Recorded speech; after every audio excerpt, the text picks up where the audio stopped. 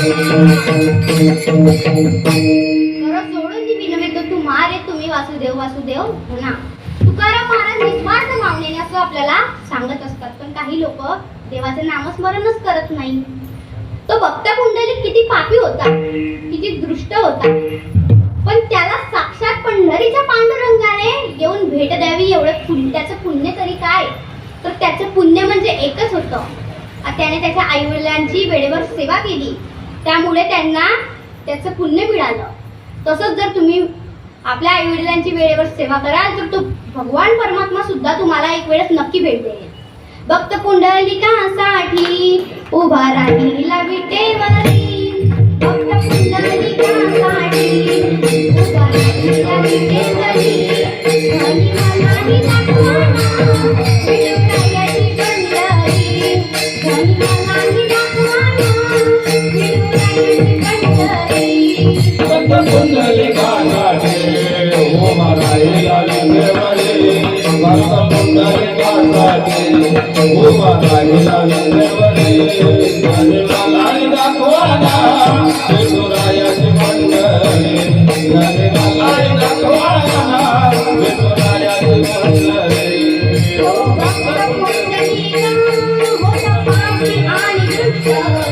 आई बापाची केली सेवा, नरकावर झाले नष्ट, हरिनामाच्या गजरात सुख मिळेल संसारी, हरिनामाच्या गजरात सुख मिळेल संसारी, धनी मनाही दाखवाना विठुरायाची पंढरी, धनी मनाही दाखवाना विठुरायाची पंढरी. धनी मनाही दाखवाना विठुरायाची पंढरी, धनी मनाही दाखवाना विठुरायाची पंढरी. आजकालच्या बायांचं कसं आहे ना, सासू सासऱ्यांची सुद्धा सेवा करत नाही. अहो खरी सून कोणती, तर खरी सून तीच जिच्या डोक्यावर पदर, आपल्या सासू सासऱ्यांचा 4 लोकांमध्ये आदर. ऐकताय ना, जिच्या डोक्यावर पदर, आपल्या सासू सासऱ्यांचा 4 लोकांमध्ये आदर, आपल्या पतीची कदर, तीच खरी इंडियन मदर, बाकी सगळे अदर. पटत असेल घेऊन जा, नसेल पटत ठेवून जा. विठ्ठल विठ्ठल.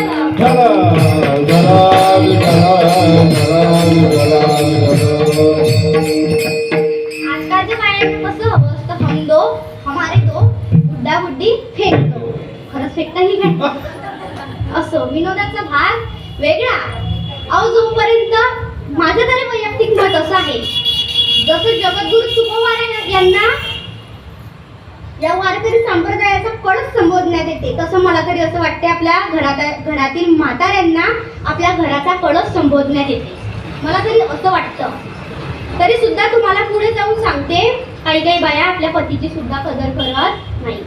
अहो सासू सासरे जाऊ द्या बाजूला, पतीची तर करायला हवी, नाही करत. एक वेळेस काय झालं ऐका. एक वेळेस झालं असं, एका पती पत्नीचं जोडपं होतं. त्यांच्या लग्नाला 15 ते 20 वर्ष झाले असतील कंप्लीट.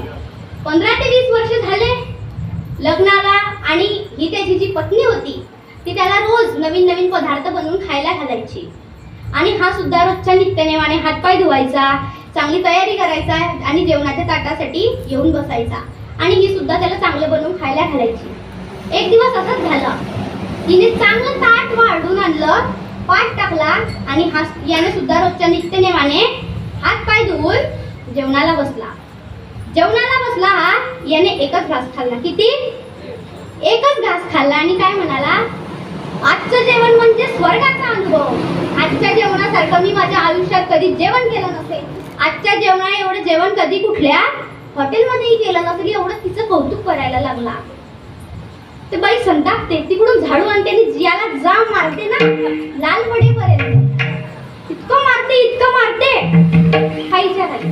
त्यावेळेस तिकडनं त्या बाईचे सासू सासरे येतात, आणि त्या बाईला विचारतात, अगं सुनबाई, माझ्या मुलाला एवढं मारते काय तू, काय चूक आहे म्हणे त्याची, कौतुक असतं केलं ना म्हणे त्याने तुझं. त्यावेळेस ती सून म्हणते, बाबा अहो माझ्या लग्नाला 15 ते 20 वर्ष झाले, मी तुमच्या मुलाला रोज नाविन्यपूर्ण पदार्थ बनवून खायला घालायची, आणि आज नेमकी मला कंटाळा आला आणि मी त्या शेजारील बाईच्या घरून भाजी आणली आणि याचं सुरू. तुमच्या सोबत नाही घडलं ना कधी असं? भजन करा विठ्ठल विठ्ठल. चला चला चला चला चला चला